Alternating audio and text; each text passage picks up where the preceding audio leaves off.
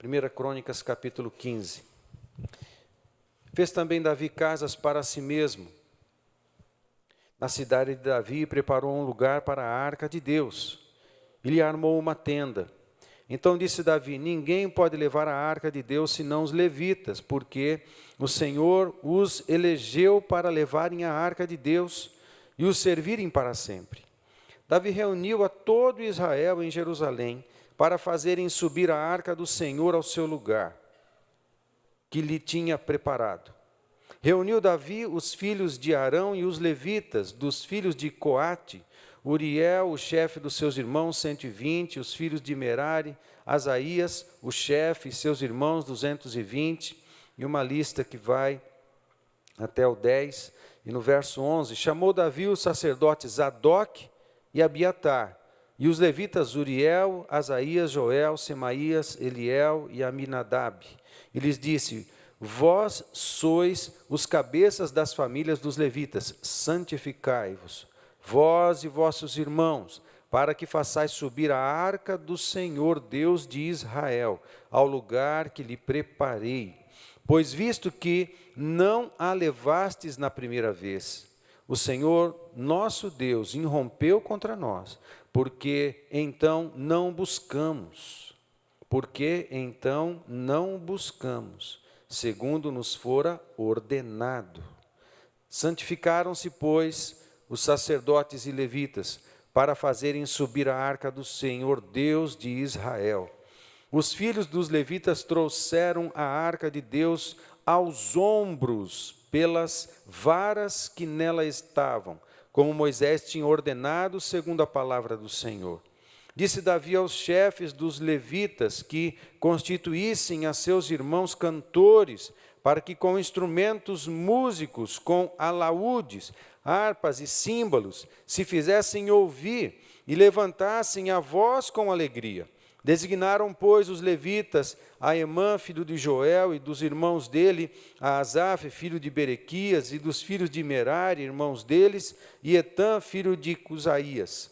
E com eles os irmãos da segunda ordem, a Zacarias, Bené, Jaaziel, Semiramote, Jeiel, Uni, Eliabe, Benaía, Maacéias, Matitias, Elifeleu e Micnéias, e os porteiros Obed, Edom e Jeiel. Assim os cantores Emã, Asaf e Etã se faziam ouvir com símbolos de bronze. Zacarias, Aziel, Semiramote, Jeiel, Uni, Eliabe, Maacéias e Benaia com alaúdes em voz de soprano. Matitias, Elifeleu, Micnéias, Obed-edom, Jeiel e Azarias com harpas, em tom de oitava, para conduzir o canto. Queranias, chefe dos levitas músicos, tinha o encargo de dirigir o canto, porque era entendido nisso. Berequias e Eucana eram porteiros da arca. Sebanias, Josafá, Natanael, Amazai, Zacarias, Benaia e Eliezer, os sacerdotes, tocavam as trombetas perante a arca de Deus. Obed-edom e Jeías eram porteiros da arca. Foram Davi e os anciãos de Israel e os capitães de milhares para fazer subir com alegria a arca da aliança do Senhor da casa de Obed-edom. Tendo Deus ajudado os levitas que levavam a arca da aliança ao Senhor, ofereceram em sacrifício 7 novilhos e 7 carneiros. Davi ia vestido de um manto de linho fino, como também todos os levitas que levavam a arca, e os cantores, e Quenanias, chefe dos que levavam a arca e dos cantores. Davi vestia também uma estola sacerdotal de linho. Assim todo Israel fez subir com júbilo a arca da aliança do Senhor, ao som de clarins, de trombetas e de símbolos, fazendo ressoar alaúdes e harpas. Ao entrar a arca da aliança do Senhor na cidade de Davi, Mical, filha de Saul, estava olhando pela janela e vendo ao rei Davi dançando e folgando, o desprezou no seu coração. Introduziu, pois, a arca de Deus e a puseram no meio da tenda que lhe armara Davi. e trouxeram holocaustos e ofertas pacíficas perante Deus. Tendo Davi acabado de trazer os holocaustos e ofertas pacíficas, abençoou o povo em nome do Senhor e repartiu a todos em Israel, assim a homens como a mulheres, a cada um bolo de pão, um bom pedaço de carne e passas ou vinho, em algumas versões. Designou dentre os levitas os que haviam designou entre os levitas os que haviam de ministrar diante da arca do Senhor e de celebrar, louvar e exaltar o Senhor Deus de Israel. E ele faz uma lista daqueles que tinham a incumbência de cuidar e ministrar nos turnos de 1 hora em torno da arca. O verso 11 que também destaquei domingo passado: buscai o Senhor e o seu poder, buscai perpetuamente a sua presença. Segue no capítulo 16 até o verso 37. No verso 37 do capítulo 16 diz assim: então Davi deixou ali diante da arca da aliança do Senhor a Asaf e a seus irmãos para ministrarem continuamente. Fale comigo, ministrarem continuamente. Continuamente perante ela, segundo se ordenara para cada dia. Também deixou a Obed-edom com seus irmãos, em número de 68, e Obed-edom, filho de Jedutum, e a Oza, para serem porteiros. A Zadok, o sacerdote, aos sacerdotes seus irmãos, diante do tabernáculo do Senhor, num lugar alto em Gibeão. O tabernáculo de Moisés era onde aconteciam os sacrifícios, não ficou na cidade de Davi, próximo do tabernáculo de Davi, onde a arca estava, mas ficou distante, na cidade de Gibeão. Lá os sacrifícios aconteciam, com exceção destes que foram feitos próximo da cidade de Davi, na hora que a arca chegou. Mas o ritual dos sacrifícios no tabernáculo passou a acontecer em Gibeão, nessa cidade, ok? E assim segue até o final do capítulo. Amado, eu quero relembrar isso com você, no mapa que está ali. A arca, no tempo de Eli, no tempo de Samuel, antes de Saul ser rei, os filisteus invadiram Siló, capturaram a arca, ela ficou zanzando por algumas cidades, até que estacionou numa cidade chamada Kiriat Jearim. Você lê em Samuel e 1 Crônicas, às vezes você observa um nome diferente, o nome de uma cidade diferente, mas é a mesma cidade. É onde a arca ficou, em Kiriat Jearim, por volta de 20 anos.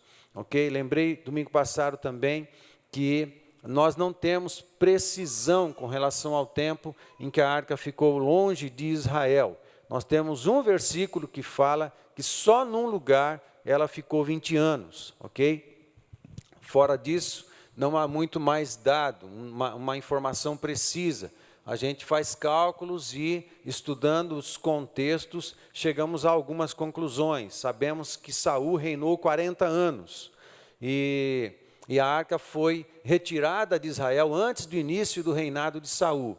Então, pelo menos 40 anos ela ficou fora. Só que Davi não trouxe a arca logo nos primeiros anos do seu reinado. Ele trouxe a arca agora, depois que ele unificou o reino do norte e o reino do sul. Ou seja, isso pode ter um tempo de uns 18 anos, desde a primeira unção de Davi. Isso joga a previsão para mais de 40 anos, mais de 50 anos, sem contar o tempo entre o assalto da arca e o início do reinado de Saul. Se você colocar alguns anos aí, é possível que a arca tenha ficado longe de Israel. Alguns estudiosos dizem até 70 anos, mas não há como termos muita precisão a respeito disso. Mas o que importa de verdade foi o que mencionamos domingo passado: como que um povo de Deus consegue conviver sem a presença de Deus. É impossível. É impossível. Precisamos buscar a presença de Deus. Essa foi a ênfase do domingo passado. como também a palavra de Davi aos sacerdotes, Zadok e aos seus irmãos, para que se santificassem. Essa foi a palavra. E aí então, depois da santificação, a arca pôde voltar. Eu quero dar um destaque para você, no momento em que o texto diz que houve um sacrifício aqui de bois, em que, no final das contas, houve um sacrifício, não só quando a arca chegou, mas na caminhada houve um sacrifício também, e o texto diz de 7 cordeiros e 7 bois que foram sacrificados ali, na hora que eles estavam caminhando em direção à cidade de Davi, a Jerusalém. Deixa eu comentar algo a respeito disso. Primeiro, deixa eu mostrar para você, ali na parte de baixo é um pequeno mapa, seria um trajeto entre Kiriat Jearim e Jerusalém, no mapa de hoje, tá certo? Então, esse trajeto é um trajeto de carro, que levaria aí em torno de uns 23 minutos, uma distância de um pouco mais de 20 quilômetros, mas é um trajeto de carro, não é um trajeto reto, não dá para ser reto, por causa dos vales e dos montes que tem entre Jerusalém e Kiriat Jearim. Mostra a segunda imagem. Aí é um trajeto a pé. A pé você faria um outro caminho, ok? E o trajeto a pé teria mais ou menos uns 17 quilômetros. Como tem várias voltas, né? Em linha reta, menos de 17, mas a pé o caminho seria um pouco mais complicado. Mas isso com estradas, isso em termos de hoje. No tempo de Davi não tinha estradas. No tempo de Davi eles caminhavam pelos vales, caminhavam pelos campos, subia a montanha, descia a montanha, atravessava os riachos, os rios. Então demorava um pouco mais, não era uma caminhada rápida. Hoje, caminhando pelas estradas, levaria 3 horas, quase 4 horas, para fazer uma caminhada. Isso numa pessoa. Agora, você imagina uma comitiva de milhares de pessoas fazendo uma caminhada dessa, tudo fica mais lento. Mostra o outro mapa. Esse último mapa, eu ampliei um pouquinho, para dar uma ideia de como o caminho é meio complicado. Isso caminho a pé. Esse seria o trajeto do caminho a pé entre Kiriat Jearim até Jerusalém, pelos melhores caminhos até chegar em Jerusalém, para a gente ter uma ideia. Qual é a ideia aqui, amados? Entenda o seguinte: milhares de pessoas foram até Kiriat Jearim, milhares de pessoas foram até lá.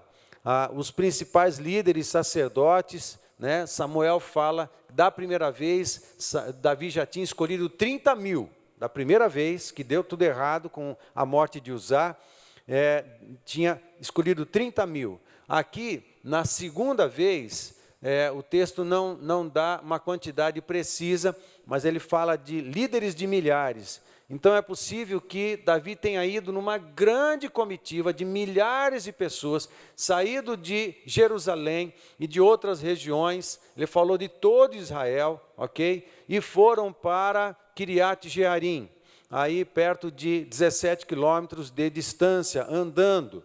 Muito bem, chegando lá, eles pegaram a arca, os sacerdotes autorizados colocaram a arca nos ombros e começou uma caminhada com uma arca pesada, ok? Lembra que dentro da arca tinha as tábuas de pedra de Moisés, tinha a vara de Arão que floresceu e tinha uma porção do maná.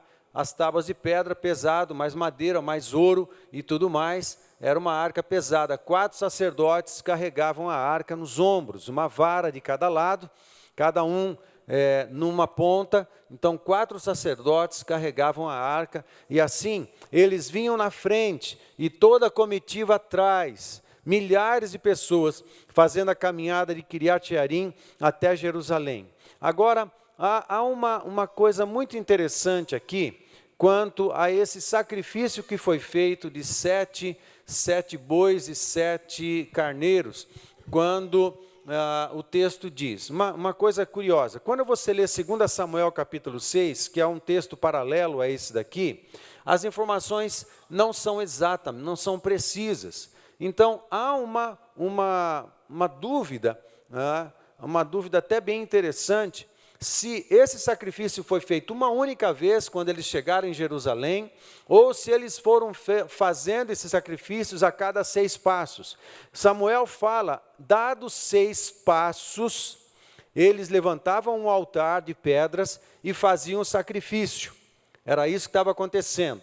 Ouvi um pastor conhecido, que ainda é pastor em São Paulo, comentando a respeito disso, e que um rabino compartilhou com ele um conceito entre os rabinos a respeito desse sacrifício, de como isso aconteceu.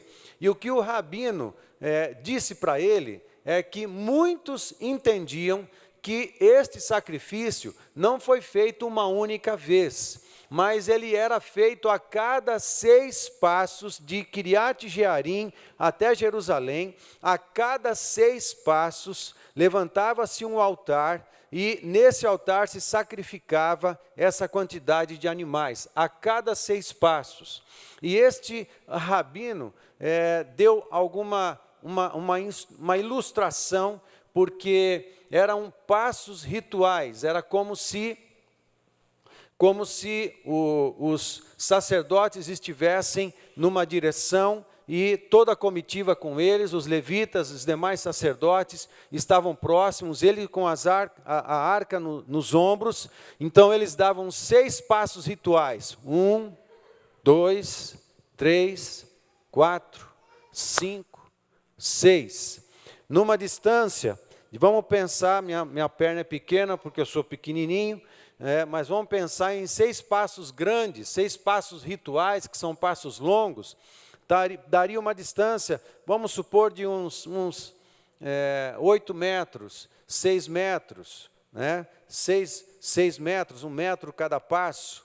Vamos pensar numa perna grande de um sacerdote grande para levar a arca, que isso chegasse a 10 metros, só para ter uma conta redonda.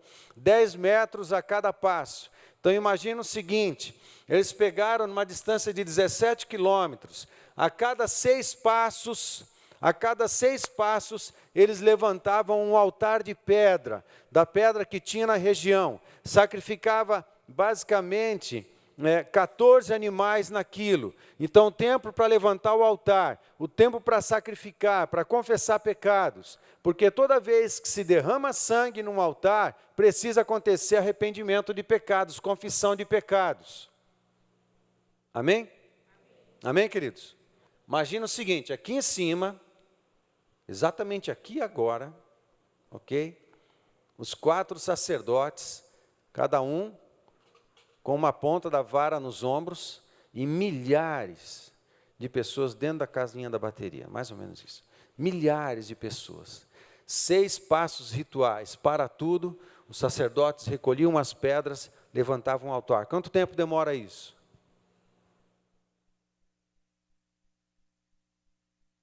Algumas horas. Sacrificar animal por animal e confessar pecados. Aí, desse ponto, depois de fazer tudo isso, e os cantores mandando brasa, os trombeteiros mandando brasa, os músicos não deixavam a música parar. Fez os sacrifícios, confessaram pecados, esses sacerdotes davam mais 6 passos. 1, 2, 3, 4, 5, 6. Vamos pensar o seguinte, 10 metros à frente, parava tudo, a comitiva de milhares de pessoas, pegava-se altar, montava-se um novo altar, com as pedras próximas do lugar, sacrificava-se mais 14 animais. Ok? Vamos pensar, a cada 10 metros, um altar era levantado, segundo o conceito do rabino, a respeito desse momento de Kiriat Jearim até Jerusalém com o retorno da arca. E a cada 10 metros, um altar novo era levantado e animais eram sacrificados. Mais 10 metros, faz a divisão, 17 quilômetros, 17 vezes 1000, dividido por 10 metros. Quantos altares eles fizeram? Quanto? 1750. 1750 vezes eles pararam e levantaram um altar e sacrificaram animais. 1750 vezes, vamos fazer um número de 2000 para ajudar a fazer a conta, né? A cada 2000 momentos, altares levantados e sacrifícios foram feitos. A cada sacrifício, 14 animais eram mortos no sacrifício. 2000 vezes 14, pelo menos uns 28 mil animais, né? Pelo menos uns 28 mil animais. Quanto tempo demorava a cada 10 metros para tudo isso acontecer? Umas 2 ou 3 horas. Eu acredito que em torno disso. Agora você imagina, multiplica 3 horas vezes 2.000, 1750. Divide por 24. Quantos dias dá? 218 dias. A pé dá para fazer em 4 horas. Quanto tempo eles levaram? Quase um ano. Por que tudo isso? Qual a importância disso? Eu estou tentando passar para você a dimensão, a grandiosidade do que significava trazer a arca de volta.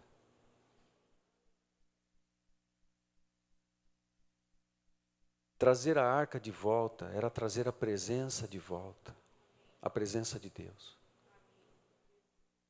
Por que a presença de Deus saiu? Porque isso aqui, o retorno, a dimensão do retorno, tem a ver com a dimensão da saída. 1 Samuel capítulo 6. É onde há o registro da arca ter sido roubada de Siló. E Deus permitiu a arca ser roubada porque o povo já não estava mais buscando a Deus. Um exemplo foi o próprio Eli, o sacerdote, que era um banana. Não educou bem seus filhos, não foi responsável no seu ministério, era fraco de ética, era fraco de valores, permitiu um monte de coisa, permitiu os seus filhos a profanarem o templo, o tabernáculo do Senhor, era fraco. Não conseguia educar mais a sua casa, não era sacerdote na sua casa, mas era um sacerdote. Mas ele era a expressão do povo. O povo já não buscava mais a Deus. O povo não se importava mais com santidade. O povo de Israel, na cidade de Siló, visitava sites pornográficos.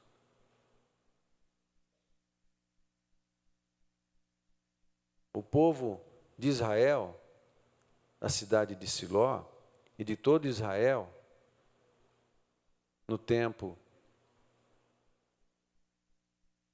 de Eli, e Samuel era um jovem ali nas barbas de Eli, nesse tempo, o povo trocava o culto e a adoração por qualquer outra coisa. Nesse tempo, não havia responsabilidade para com as coisas santas. O profano e o santo tinham se misturado, já não se sabia bem o que era profano e o que era santo.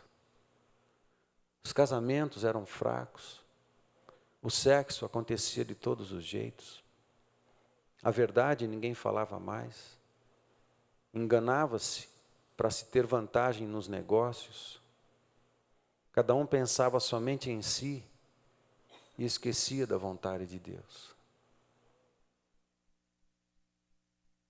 O povo priorizava a si mesmo em detrimento a Deus e a sua vontade e o seu reino. Aí Deus falou assim: eu não vou ficar no meio desse povo. É o meu povo, mas o meu povo não me quer.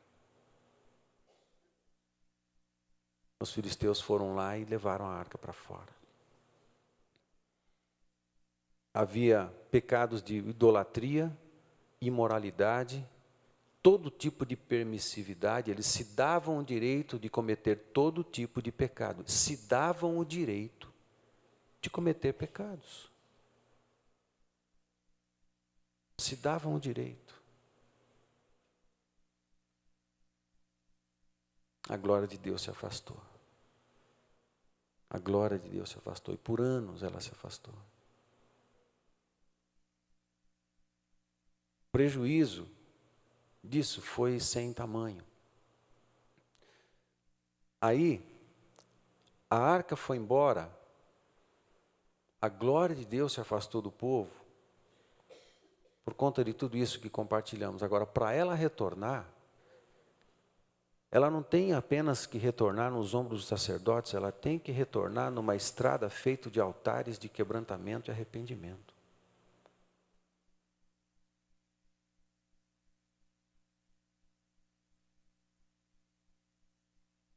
O arrependimento de pecados tem que pavimentar. O sangue tem que pavimentar o caminho da volta da glória de Deus.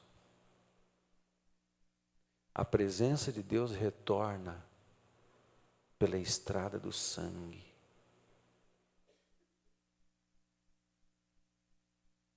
Amém? Senão ela não volta. Por isso que Uzá morreu. Não tinha a ver com Uzá. Não vamos crucificar o Uzá. Uzá, tadinho, foi fulminado ao tocar na arca, mas não tinha a ver com ele. Tinha a ver com tudo. Tinha a ver com o povo.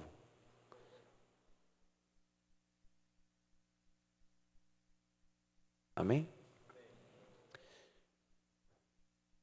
Quando a glória de Deus já não se manifesta na nossa vida, quando a presença de Deus já não está sendo percebida, a gente precisa identificar os motivos.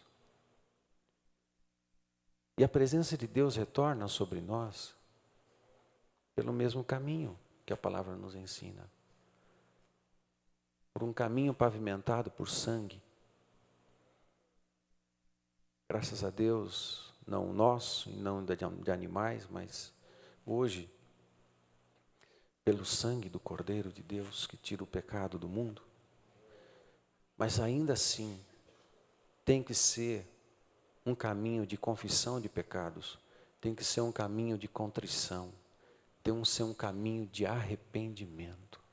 Toda vez que se sacrificava um animal no altar, nessa caminhada, quase se houve assim, se aconteceu desse jeito que a gente está falando, e que alguns entendem que sim, aconteceu desse jeito, fora o último momento, é como se esse registro da oferta de 7 bois e 7 cordeiros foi o último dos sacrifícios na entrada da cidade de Davi. Se aconteceu de fato desse jeito, cada vez que os animais eram sacrificados, se confessava pecados em voz alta. Quais os pecados que eles confessavam? Os que fizeram com que Deus tivesse permitido da arca ser roubada. Eles precisaram voltar lá atrás, 40 anos antes, 70 anos antes, 60 anos antes.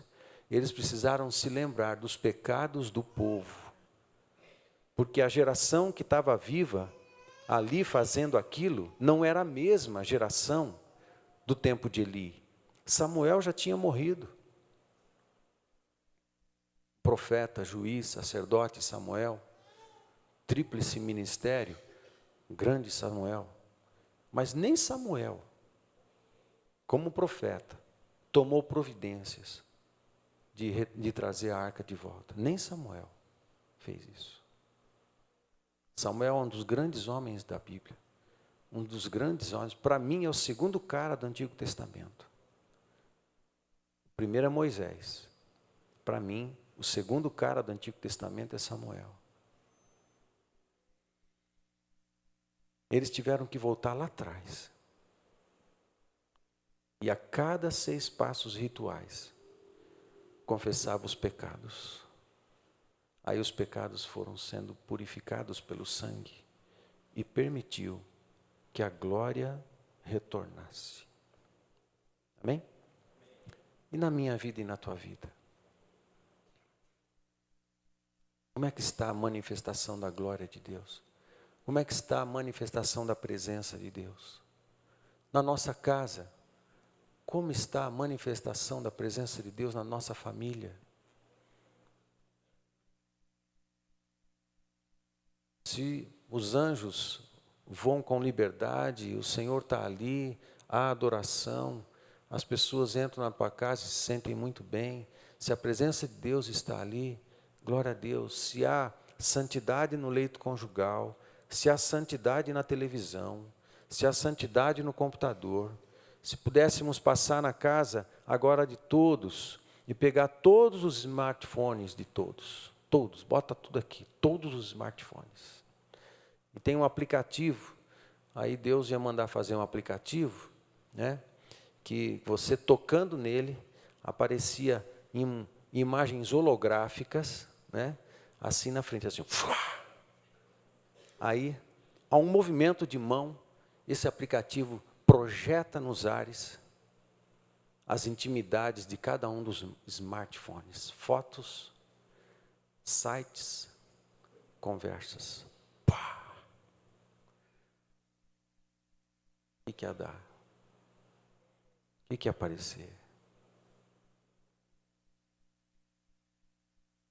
A arca está na tua casa?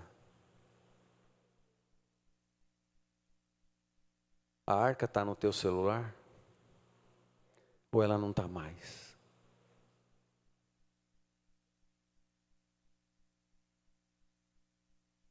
O que precisa acontecer para a glória de Deus voltar? A presença de Deus voltar. A gente precisa abandonar os pecados. Simples. A gente precisa abandonar as promiscuidades, abandonar as pornografias, abandonar as mentiras. Abandonar tudo aquilo que desagrada a Deus. É tão difícil entender porque alguns sofrem e nunca melhora. Espera a oração de poder do pastor, espera a oração de milagre do líder, espera a oração forte de 3, 4 pastores ao mesmo tempo, espera um monte de coisa, mas às vezes o pecado continua. O que tem que acontecer? Tem que voltar lá atrás. E tem que confessar os pecados e abandoná-los. Aí você volta lá atrás e vai pavimentando um caminho de volta da presença de Deus. Para que a presença de Deus venha na tua vida, no teu coração. Investiga o teu coração e começa uma caminhada dentro de você. Pavimenta a tua alma, pavimenta o teu coração, pavimenta a tua mente com o sangue de Jesus Cristo. Para que a glória e a presença de Deus retornem. Amém? Essa é uma coisa que eu quero dizer para vocês com relação a isso tudo. Um resumo, né? O arrependimento precede o retorno da glória. A glória manifesta de Deus. A segunda coisa que eu quero dizer para você diante de tudo isso. A adoração contínua e a leitura contínua da palavra, profecias, abriram os céus permanentemente, fazendo com que a glória de Deus estacionasse sobre Israel. Preste atenção. A arca retorna para a casa de Davi. Davi coloca num lugar que ele chamou de tenda de Davi, ou tabernáculo de Davi. O tabernáculo de Moisés ficou em Gibeão, os sacrifícios continuaram acontecendo lá, mas do lado da casa do rei, do lado do palácio do rei, na cidade de Davi, onde Davi levantou o tabernáculo de Davi, onde ele colocou a arca, ali acontecia adoração contínua, músicos, cantos, coral, e uma leitura, como dissemos domingo passado, e uma leitura constante, permanente e contínua também da palavra de Deus. A lei era lida continuamente, as profecias que Deus liberou pelos profetas sobre Davi e o seu reino eram declaradas continuamente, a palavra de Deus era declarada continuamente. Então, agora, lá em Gibeão, os sacrifícios aconteciam, e no tabernáculo de Moisés, os sacrifícios continuavam, e no tabernáculo de Davi, na cidade de Davi, era contínuo também a adoração e a leitura da palavra de Deus. Aí o que aconteceu? Os céus se abriram, porque houve confissão de pecados, a arca voltou, a glória de Deus voltou, a presença de Deus voltou, aí se estabeleceu a adoração contínua ali no tabernáculo de Davi. O que aconteceu? A glória de Deus desceu, a glória de Deus veio sobre o tabernáculo de Davi, porque o Senhor é entronizado meio aos louvores do seu povo. Salmo capítulo 22, verso 3, porque a glória de Deus se manifesta no meio da adoração, porque a adoração toca a intimidade de Deus, a adoração mexe com o coração de Deus, o Senhor sempre responde a um adorador. Aí a glória de Deus veio sobre Israel e sobre o reinado de Davi, e é só por causa disso que Davi foi o maior de todos os reis. Porque ele era melhor do que os outros? Honestamente, não. Josias foi um rei provavelmente melhor do que Davi. Ezequias provavelmente foi um rei melhor do que Davi. Mas qual foi a diferença? A diferença é que Davi era um adorador. A diferença é que a glória de Deus estacionou sobre Davi. A glória de Deus estacionou sobre Obed-edom nos 3 meses. Em tudo ele foi abençoado e prosperou. E Davi trouxe a arca para a sua cidade, para o seu tabernáculo. E ali a glória de Deus estacionou. O tabernáculo de Davi também é uma figura profética da glória de Deus que viria sobre todos nós na pessoa do Senhor Jesus Cristo. E no fato dele ter enviado o Espírito Santo para habitar em nós. O tabernáculo de Davi é um elemento profético lindíssimo. Entre o tabernáculo de Moisés e o templo do rei Salomão, Deus levanta alguma coisa que parece fora do contexto, fora da regra, fora da linha, e ele estabelece de maneira diferente. O que estava profetizando o tabernáculo de Davi? Estava profetizando a manifestação da glória, a glória encarnada, Jesus Cristo, aquela que João, o evangelista, definiu Jesus. Nós vimos a glória de Deus, tocamos nela, a glória virou gente. E nós andamos com ela, ouvimos a voz da glória, tocamos na glória. Eu, particularmente, João, me deitei no peito daquele que é a glória encarnada do Senhor. É Jesus. É Jesus, é Jesus, é Jesus. Agora, essas verdades que funcionam para Davi, elas funcionam para nós hoje também. O Espírito Santo está em nós. Mas muitas vezes a gente não percebe a presença de Deus em nós. Nós somos o corpo de Cristo, mas muitas vezes não gozamos, desfrutamos da glória de Deus na nossa vida, no dia a dia. Porque pode ser, estejamos cometendo os mesmos pecados que Israel cometeu. Precisamos dessa presença permanente da glória de Deus sobre nós. E a palavra de Deus está revelando para a gente o que tem que acontecer. Olha para o passado, onde que a gente tem que voltar para pavimentar o nosso coração e a nossa alma de novo. Em terceiro lugar, a presença de Deus e sua glória manifestada na igreja são as ferramentas mais poderosas na evangelização. Eu estou pensando na profecia de Amós 9:11. Amós 9:11 tem um texto lindo que eu quero ler para você aqui. Amós 9:11. Amós é um profeta que entrou em cena aqui no cenário profético.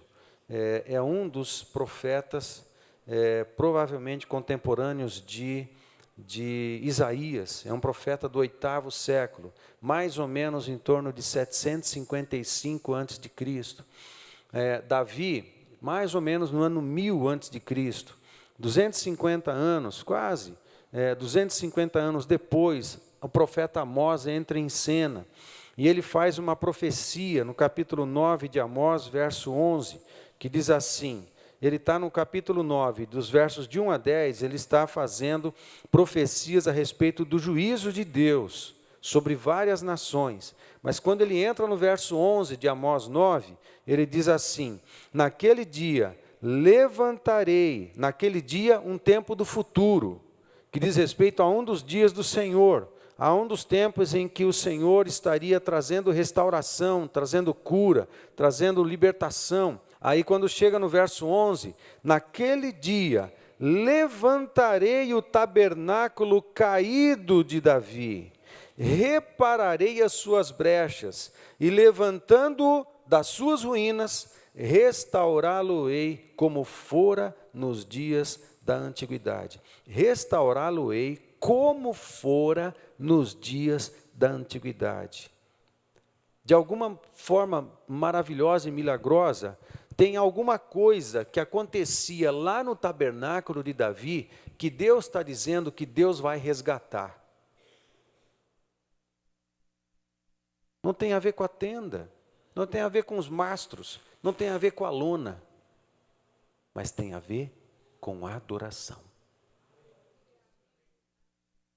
Tem a ver com a adoração, porque foi a adoração que trouxe a glória de Deus sobre o povo, que fez com que ela estacionasse sobre o povo de Deus de novo.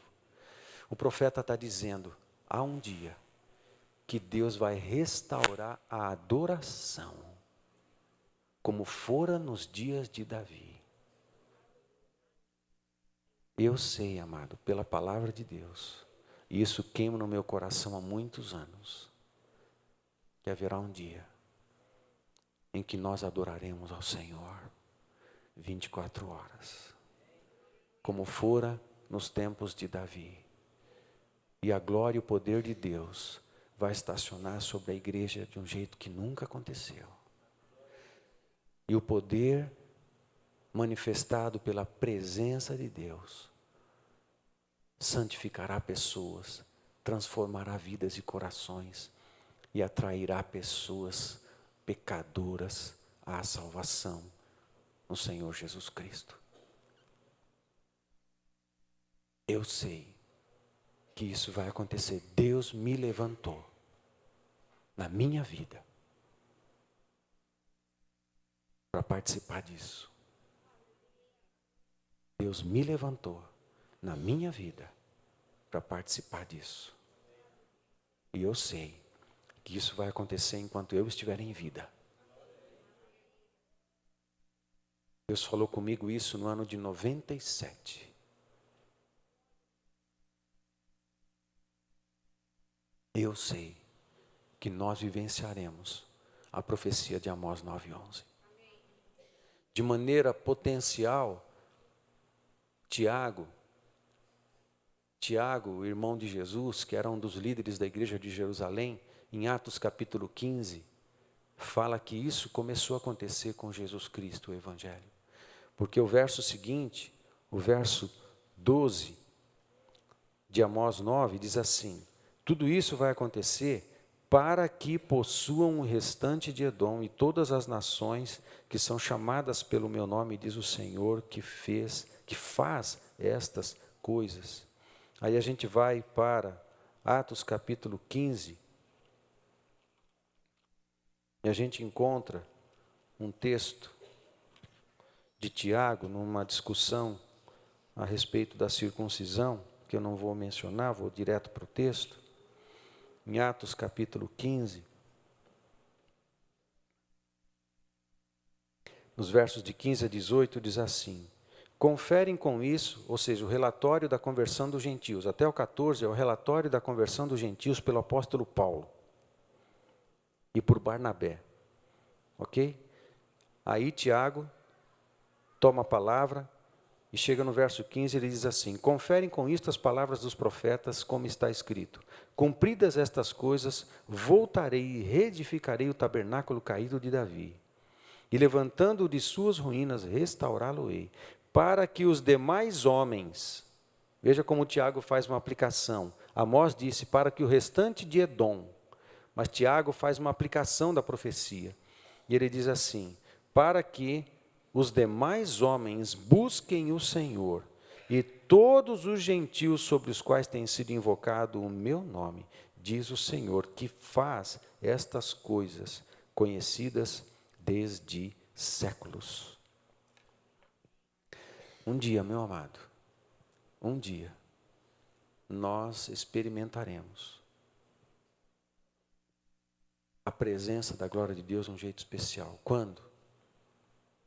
Quando nós, como povo de Deus, pavimentarmos a nossa alma, pavimentarmos o nosso coração, a nossa mente, os nossos celulares, os nossos computadores, a nossa casa, com o sangue do Senhor Jesus Cristo, com arrependimento de pecados, com confissão de pecados, com santidade, respeitando e valorizando santidade, do jeito que Deus espera, porque Ele é santo. Como que a gente quer a manifestação de um Deus que é santo na nossa vida, se não prezamos santidade? Não dá.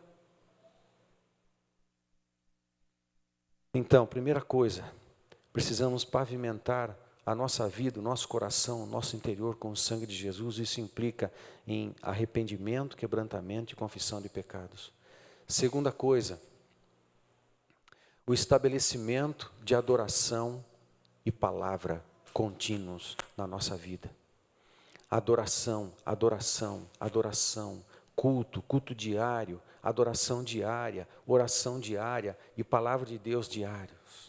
Tudo isso diário na nossa vida, como se tudo isso fosse o nosso arroz e feijão. As coisas santas de Deus fazem parte do nosso dia a dia, a gente simplesmente não suporta a ausência da presença de Deus. E se entre nós, tá bom, pastor, você está falando tudo isso aí, mas na verdade eu nem tenho tanta vontade assim, nem me interessa tudo isso que você está falando. Se Deus vier, tá bom, se não vier, tá bom também, não sei o quê. Então, ok, nós vamos orar hoje, clamando ao Senhor, para que Ele gere fome e sede. Amém? Porque nós precisamos de um desespero pela presença de Deus. Nós precisamos desse desespero.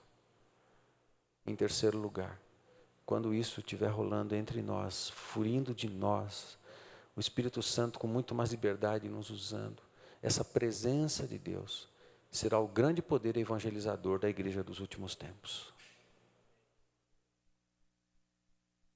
Eu vou repetir isso porque isso é importante e é de Deus. Porque essa presença de Deus e essa manifestação da glória de Deus será o grande poder evangelizador dos últimos tempos. Isso precisa ficar gravado no teu espírito. Tem 3 coisas que precisam acontecer. E eu não vou profetizar e nem pedir para você um compromisso de começar a fazer essas 3 coisas. Mas tem uma coisa que eu vou pedir. Vou pedir para que você comece.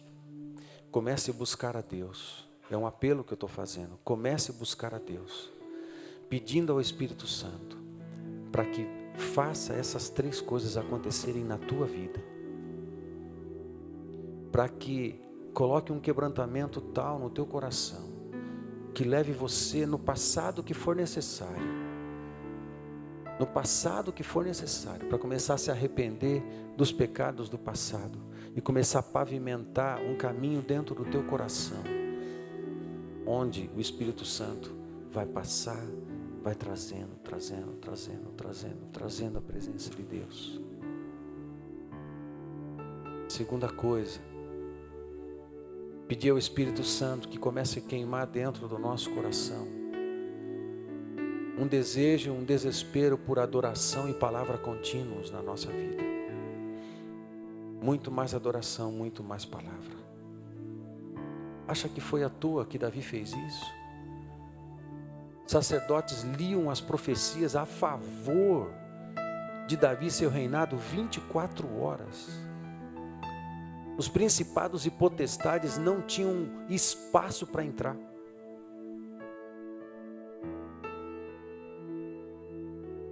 Entende a dimensão? Os principados e potestades dos céus de Israel, eles tentavam entrar, mas eles não conseguiam. Como que eu vou atrapalhar Davi? Como que eu vou afetar o povo? Como que eu vou interromper a obra do reino de Deus ali? Não dava, não tinha tempo, porque os céus estavam cheios de adoração, os céus estavam cheios de palavra, as profecias eram lançadas o tempo todo, não reclamação, não murmuração. Você que conhece Davi, lê Salmos e lê os textos de Davi, sabe que ele era honesto. Quando ele estava quebrado, ele estava quebrado, triste, ele estava triste, deprimido, ele estava deprimido, depressivo sim, muitas vezes, mas ele colocava sempre o seu coração na mão de Deus. Fala assim: por que te perturbas, ó minha alma, dentro de mim? Ainda o louvarei. Salmo 42 e 43. Por que te perturbas? 3 vezes ele repete: por que te perturbas dentro de mim, ó minha alma? Ainda louvarei ao Senhor. Muito mais palavra, menos reclamação. Muito mais trabalho, menos murmuração. Muito mais palavra, palavra, palavra. Profetiza a palavra para os seus filhos, profetiza a palavra para o teu casamento, profetiza a palavra sobre a sua família, profetiza a palavra sobre o seu ministério, profetiza a palavra sobre a sua célula, profetiza a palavra sobre a tua carreira, profetiza a palavra sobre o teu trabalho, os teus projetos, profetiza a palavra sobre a tua empresa, profetiza a palavra sobre os teus clientes, profetiza a palavra sobre o seu trabalho. Profetiza a palavra de Deus o tempo inteiro, o tempo inteiro, o tempo inteiro. Ah, mas eu vou ficar bitolado. Então fica bitolado. Eu prefiro ficar embriagado com as coisas de Deus do que entorpecido com os valores mundanos da nossa época. Primeira coisa, pavimenta com arrependimento o seu coração. Segunda coisa, pede ao Espírito Santo que encha você de uma fome, uma sede renovada pelo seu Espírito. E terceira coisa, pede para que o Espírito Santo faça manifestar a sua glória e presença na sua vida. E essa glória e presença seja vista por outras pessoas, ao ponto que isso se torne a maior e mais poderosa ferramenta evangelística, porque nós somos o povo da missão.